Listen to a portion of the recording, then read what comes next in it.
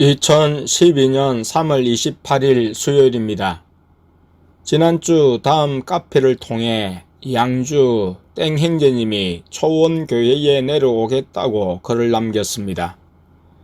행제님은 오전에 대학 땡땡땡 동아리에 가입하여 활동 중이라 간사에게 오후에 초원교회 방문을 말했던 모양이었습니다. 형제님이 개인적인 믿음으로 결단하지 못하고 다른 사람에게 말하고 다른 사람의 조언을 구한다면 초원교회에 오지 말라고 했습니다. 우리는 그런 사람을 환영하지 않는다고 했습니다. 형제님은 자신의 믿음으로 결단해야 한다는 내 말에 동의하며 조금 있다가 전화를 다시 한다고 했습니다. 오후 8시경에 지역에 도착해서 교회로 전화를 했습니다. 아내가 받아 어딘지 물으니 땡땡군 앞이라고 했어. 아내가 땡땡군에 들어가 있으면 가겠다고 했습니다. 아내가 형제님을 만나 갈비탕을 대접했습니다. 어떻게 즐거운 하나님의 가족을 접하게 되었는지 물었습니다.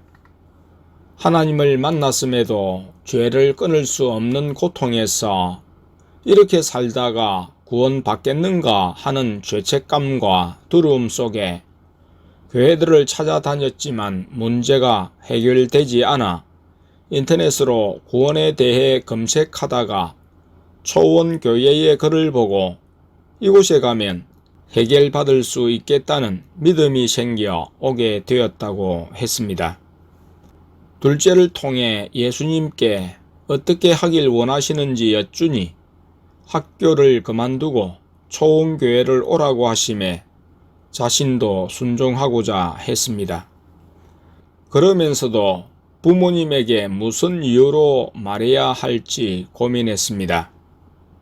부모님은 교회에 다니지 않는 분들이고 집안의 장남이라 기대도 크고 2010년도에 전역해서 현재 3년째 대학 2학년 1학기에 다니고 있어 더는 휴학은 안 되는 상태이고 학교를 그만두고 와야 했습니다.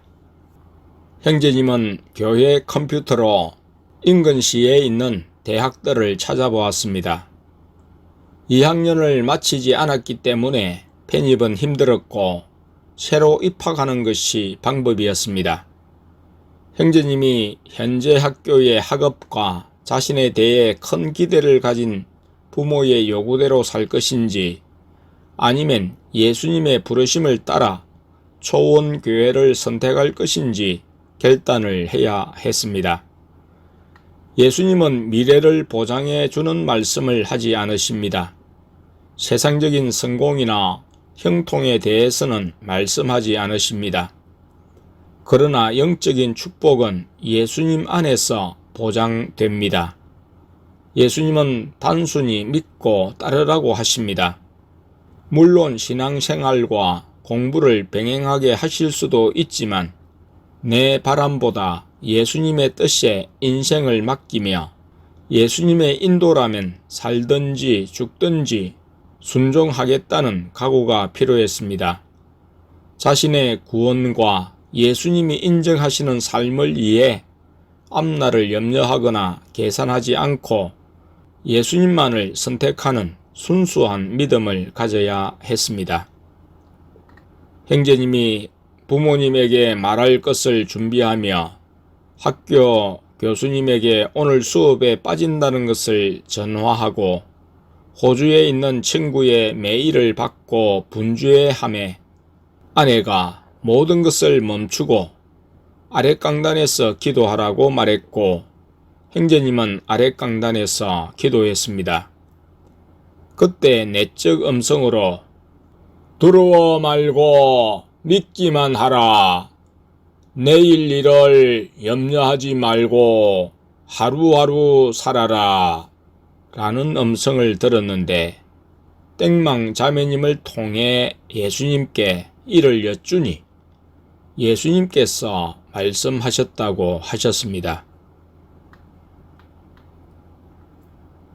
2012년 4월 1일 주일입니다. 지역 땡 형제님은 직장에서도 예수님의 간섭과 내적 음성을 통해 인도받았습니다. 깨닫게 해 주실 때 깨닫고 순종했습니다. 오후 2시경 점심을 먹고 교회당에서 성도님들이 앉아 이야기하며 교제할 때 출입문이 열려 보니 12일에 교회를 방문하고 다녀간 부산의 땡자매님이 왔습니다. 12일 자신이 마귀 방언인 것에 놀랐고 형제들에게 말했더니 마귀 방언이 어디 있느냐고 하며 방언은 다 하나님이 주신 방언이라고 말했다고 했습니다. 은사나 능력 쪽에 치중하여 사람을 모으는 어떤 유명 기도원의 사역자나 어떤 교회에서 마귀 방언은 없다고 말하나 마귀 방언이 없다고 말하는 자체가 분별이 없음을 말합니다. 이는 스스로 마귀에게 소속된 사역자와 단체임을 증거하는 것입니다. 사람의 많음이 성령님의 역사임을 증거하지 않으며 진리는 다수에 있지 않습니다. 예수님이 오르십니다. 자매님은 마귀 방언임이 드러나 충격이 되었지만 받아들여졌고 초원교회가 사모되었다고 했습니다.